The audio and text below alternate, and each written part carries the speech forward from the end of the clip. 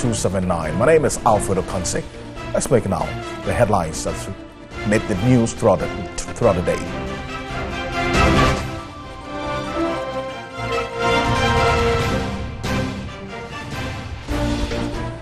About 6 families are counting their losses after a ferocious fire Thursday evening swept through 12 apartments at NEWSAT close to the Takoradi Technical University in the Second-D Takoradi metropolis, destroying thousands of property. It took 4 fire tenders close to 4 hours to douse the fire.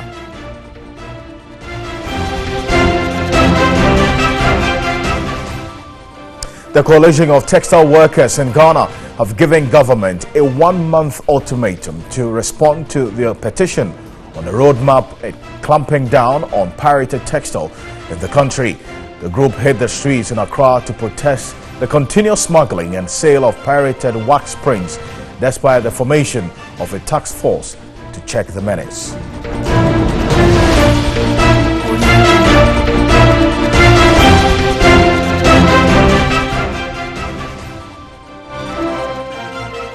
The Ghana National Fire Service is to seek legal advice from the Attorney General regarding a court ruling on Thursday ordering the reinstatement of 2 officers who were sacked in 2014 for getting pregnant while in the service. The acting chief fire officer, Eko Blangsing, says he has instructed his legal team to take up the matter.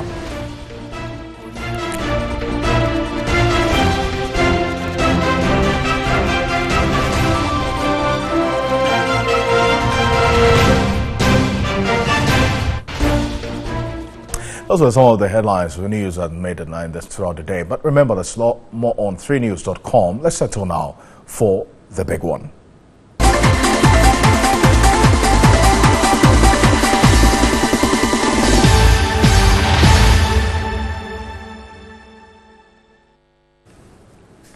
And now, the coalition of textile workers in Ghana that has given government a 1-month ultimatum to respond to their petition on a roadmap in clamping down on pirated textiles in the country. The group hit the streets in Accra to protest the continuous smuggling and sale of pirated wax prints, despite the formation of a task force to check the menace. The demonstrators, who were drawn from GTP, ATL and Printex, were clad in black with red arm and neck bands. They held placards with inscriptions, "Nanado textile companies are dying, save us. Seize and burn pirated textiles. Save existing factories before one district, one factory. This is not a change we voted for," among others. Our message is very simple. There's an anti-piracy task force which the companies together with government formed during 2010. And then its line of operation was that they should go to the sales points and the marketplaces to identify the pirated products and then seize them and get the people arrested and take them through the due process of the law. Already you have immigration officers, you have the security agencies who are manning the borders already, and they have their representative on the task force. So let the task force continue with its activities. The procession, which ended at the former Accra House of Old Park, began from the Obra Sports to Adabraka and then the Central Business District. At the House Park, spokesperson of the coalition, Michael Anglagman, lamented what they described as government's minimal interest in addressing their plight. The group has given government a 1-month ultimatum to respond to their concerns or they return to the streets. We would address the issues raised, and then you would hear from us. How soon should we be expecting that? Within 1 week. Receiving the petition on behalf of the Minister for Trade and Industry, Chief Director of the Ministry, Paddy Ajrako, assured the workers of a response in 7 days. According to the coalition, the textile industry, which once employed over 300,000, now employs 30,000 people. Well, so in responding to these concerns by the textile workers who hit the streets, Deputy Trade Minister Carlos Ahenkra spoke to me on News 360 earlier.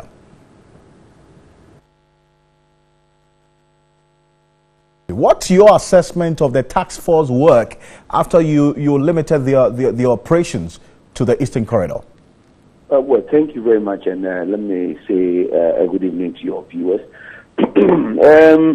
The point is, the people who are actually well versed in this business of identifying where we can trace these smugglers, or where we can even locate the warehouses where they keep these smuggled textiles, refused to join the task force since May, when we set up the group. And for me, it's very disheartening, because the fact is, we see it as a national exercise. It's not an exercise for just textile workers. It's a national exercise which we are adopting to ensure the finality of this canker. And unfortunately, these textile workers think that they would have to dictate the pace, or they would have to determine what has to be done. I get the point, Mr. Ankra. What I'm trying to find out from you is what your assessment of the work of the task force is after you limited its work or its operations to the Eastern Corridor. That's what I said, that because they refused to attend the meetings, or they refused to attend the task force, the only money to arrest only about 270 bales of cloth so far. So it tells you that they could have even done better if these guys decided to join them. I see. Even though now that the task force is there, the immigration is there, the other security agencies are at the border, you still have our border still porous, because even though they're operating there, these fake textiles or pirated textiles still find its way onto the market. Shouldn't we be looking at a two-pronged approach where you're dealing with it at the roots, but also tackling the situation at the markets, where that's the end point of these pirated textiles? So I'm happy that you've identified that all these people you mentioned are at the borders, that will still have these things coming into the country. It means that we will need a third force to ensure, or to help us curtail some of these porous nature of our borders, and see how we can stop them. But that notwithstanding, we do not restrict their activity only to the borders, because these smugglers, when they bring the clothes in, they don't keep them on the market, or they don't take them straight to the market. They take them to their warehouses and distribute them from there. We have asked that, as part of the terms of reference of the task force, they're supposed to identify suspicious warehouses, bust and collect cloth that is suspected to be pirated or counterfeited.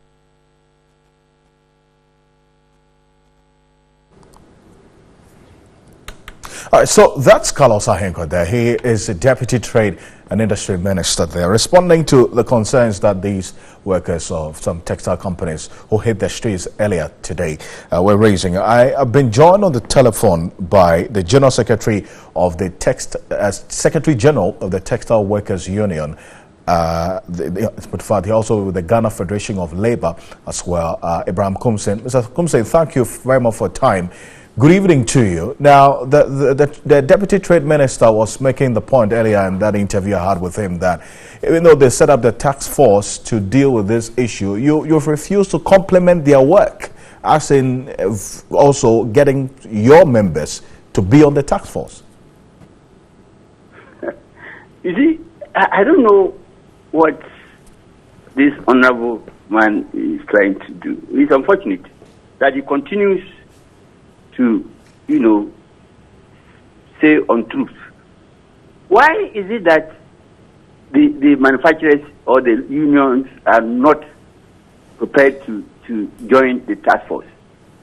The task force has terms of reference that guide their activities. And since it was set up in 2010, the guidelines did not restrict the operations to only the point of entry. After all, the task force is dominated by civilians. There are 17-member task force, and it's only 2 people who are the police and the customs. 2. The remaining are poor workers who have volunteered to help identify the fake textiles. Yeah. And so if you are saying that these people who have been employed by the companies should leave their core business that they are doing for their employees to go to the borders, where? Moreover, these people are not using the approved entry point. That is Afrao. They are passing through in the rivers and the seas, the bushes there. So it is not easy unless they form a human chain, and that's why you need about 1,000 people to form a human chain along the borders. It's not possible. So what we are saying is that we know that these goods are brought into places that we know the point of sales, and he is talking about warehouses. Yes. The warehouses are situated in the middle of the market. So once you are there, you are in the market. So they are restricting us. No, don't go to the market. No, if you go there, you create fear and panic. What fear and panic? The people are not engaged in lawful activities. They are destroying the economy. And you say you have created task force. To do what? Is the Galamsey task force, are they operating in Accra? Do we mine in Accra? The task force for the Galamseyers are in the thick forest there. They are over there where they are mining this mineral. And so you are saying that the task force, our task force, should not step where these goods are being sold. We say that what are you saying? This morning you were saying that when they go there, task force goes to the market, they go and steal kente crop and all. What kind of lies are these? To see what?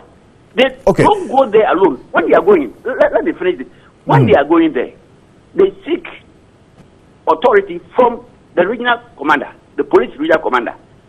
And by law, that's why they say that the task force should be accompanied by a senior police officer, DSP rank and above, with his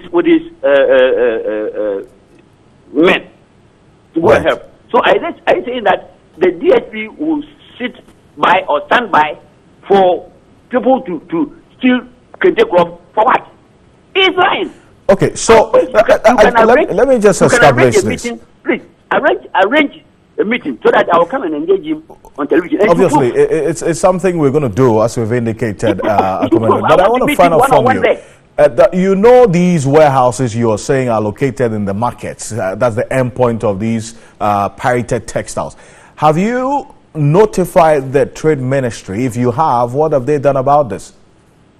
We have written to them several times.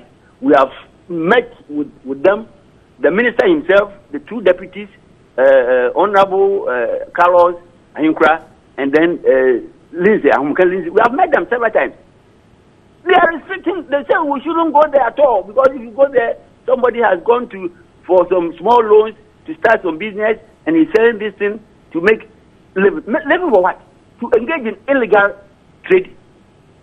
These activities are destroying the Ghanaian economy. And you say that they should be there. I was saying that, look, you people have appointed special prosecutor to prosecute who? To prosecute who? To prosecute who? The ministers, and leave the people on the ground there. In the ministries who are aiding and abetting this kind of crime. Well, what crime are they? Is a private special prosecutor? What is he going to do? What is he going to do there? But I mean, if you have evidence against the ministry, as you are alleging, we cannot prove that. You have the evidence. You would want to petition the special prosecutor for that. I mean, we cannot independently confirm these allegations you make against the ministry. But if you do have the evidence, you can petition the special prosecutor, and that's why he's there. He can hear your concerns and then follow it up for you. The cash for seat, we will do that. We will do that. We are going to petition the special prosecutor. And look, this demonstration that today you will say, why should the boys? There is going to be more. After the 1 month, I wasn't part of it. They are going to. The workers now see that their jobs are on the line. Their jobs are threatened. So they won't sit down for any minister to do politics with their future. They are going to come almost every day. Today you heard one of the guys saying that they will save money, their small salary that they are taking, they will keep it and make sure they will use it to fight their cause. Why? I see. Are we not Ghanaians? Okay. We are not pedestrians or spectators or whatever. We are citizens, and they are going to. We will give them a moral support, and they will work to change this kind of things that they are doing at the ministry there. Thank you, Mr. Abraham Hussein. He is the Secretary General of the Ghana Federation of Labour. They're still live here on News at 10. Coming to you live on News Up here at this. I'll be back shortly after this break with some more news to stay.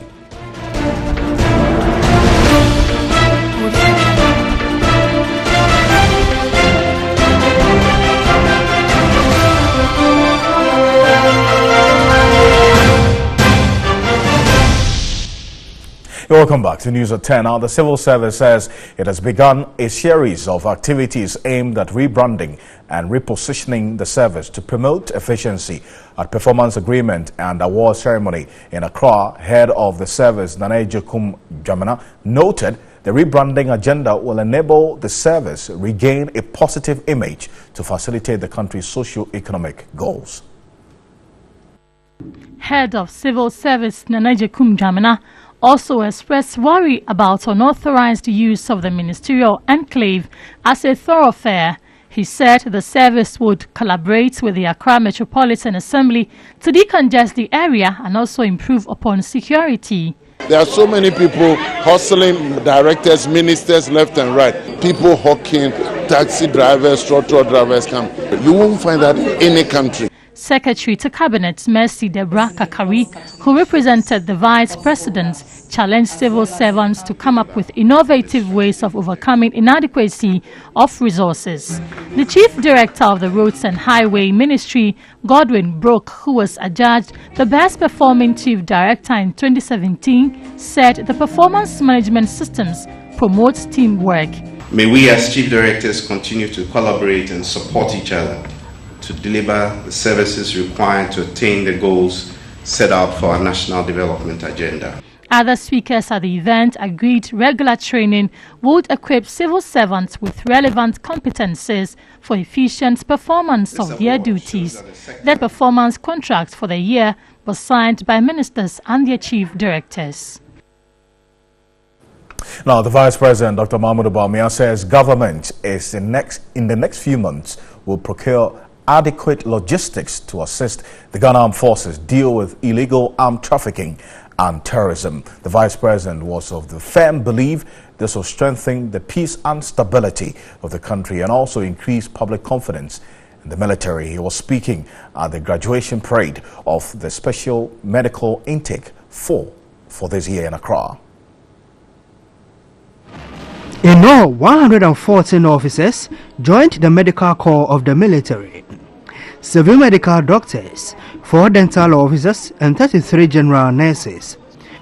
10 had training ophthalmology, 8 lab technicians, and 4 public health officers also joined the military. These officers are expected to assist senior medical doctors at the 37 military hospital, including other allied health posts. 3 of the officers who excelled in academics were awarded the Commandant of the Military Academy Prize, Commandant Prize, and the Chief of Defense Prize. Vice President Dr. Muhammadu Bawumia praised the diligence and hard work of the newly recruits into the military setup. He assured the military of government's resolve to provide adequate logistics to deal with terrorism. Well accommodated. As the country finds itself in the midst of security threats as illegal arms trafficking and terrorism, government is committed to equipping the Ghana Armed Forces with the necessary logistics support and training to boost its operational efficiency to meet emerging challenges. The Vice President, Dr. Mahmoud Bawumia, again reiterated government's commitment to deal with the accommodation challenges of the military. Work has already started on the barracks regeneration projects, and the President wishes to assure you that the momentum will be maintained to ensure that all service personnel and their families are well accommodated. Meanwhile, he has lauded the leadership of the military for enrolling its civilian staff on the National Health Insurance Scheme. The High Command is making efforts to enroll all service personnel, civilians as well as entitled dependents on the scheme in order to improve health delivery at the various military health facilities. Earlier, the Vice President, Dr. Muhammadu Bawumia, inspected a Guard of Honor mounted. The Ministry of Employment and Labour Relations is to soon file a legal suit against employers in the private sector who default in paying the daily minimum wage. According to the ministry, its investigations indicate some employers are not paying the 9 cedis and 60 pesos to their workers. The suit is expected to be filed through the Labour Department of the ministry to deter employers from doing this year. The daily minimum wage is the least amount that employers are to pay their employees. In 2017, the wage was pegged at 9 cedis 60 pesos, which some argued as woefully inadequate. For this year, 2018, the tripartite is yet to agree on the wage. However, the Labour Department of the Ministry of Employment has identified some employers who are not paying. The department says it will secure legislative instruments to gazette the payment of the minimum wage. This, the department is confident, will impose obligation on employers to pay the amount. That notwithstanding, the Assistant Chief Labour Officer Andrews Obidiaba warned the unit will not hesitate to deal with employers. We have realized through our reports that some employers are paying below national minimum wage.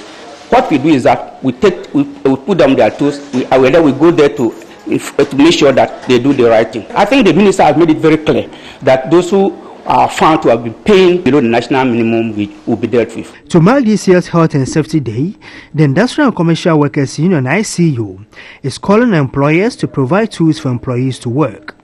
The leadership of the union again assured of engaging with the National Pensions Regulatory Authority to deal with employers who have failed to pay the second-tier pension scheme of workers. Its Deputy General Secretary Morgan Ayawene again warned against casualization at the workplace. When you are working, anywhere, you are not safe. You may think that you are safe, but trust me, one day you will wake up and then you have no job. If we don't start this fight, and it is not only for trade unions, those who are even outside the trade unions must join, the fight. Greater Accra Regional Secretary of ICU Thomas Atia implored members to report to the leadership about poor working environment. Personal health and safety to mark it, and then this talk that is coming is to enable us, empower our membership to be able to fight this work-related hazard that is at most of the companies. The Health and Safety Day is celebrated as part of the activities marking this year's May Day celebration. Now, the Ghana National Fire Service is to seek legal advice from the Attorney General regarding a court ruling on Thursday ordering the reinstatement of 2 officers who were sacked in 2014 for getting pregnant whilst in the service. The Acting Chief Fire Officer, Eko Blangsing, says he has instructed his legal team to take up the matter.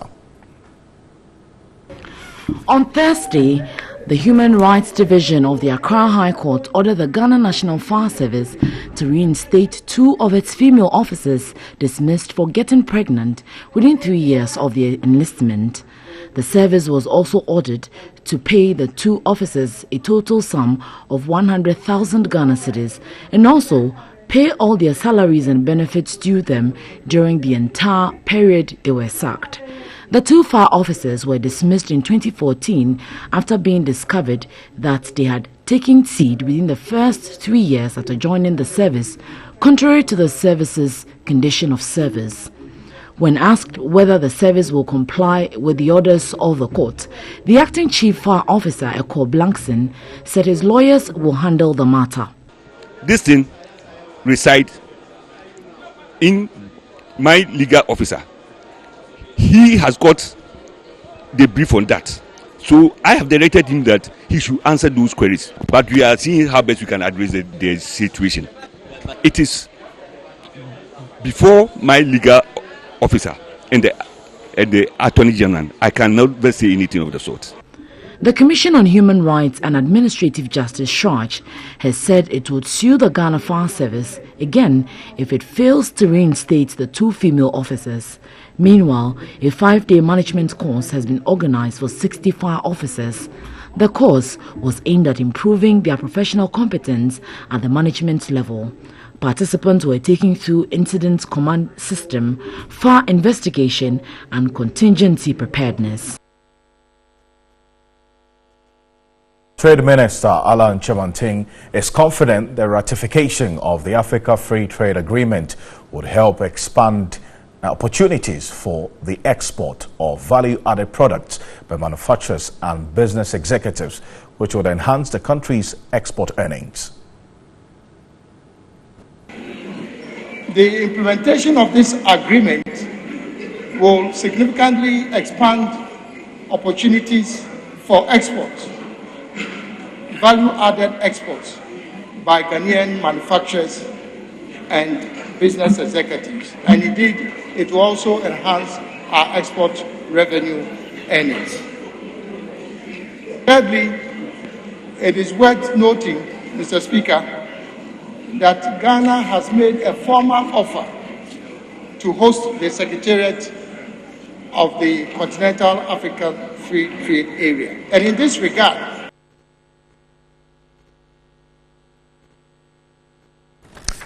we've just got some sad news just coming through right now. The High Life great Joel Aka has passed on.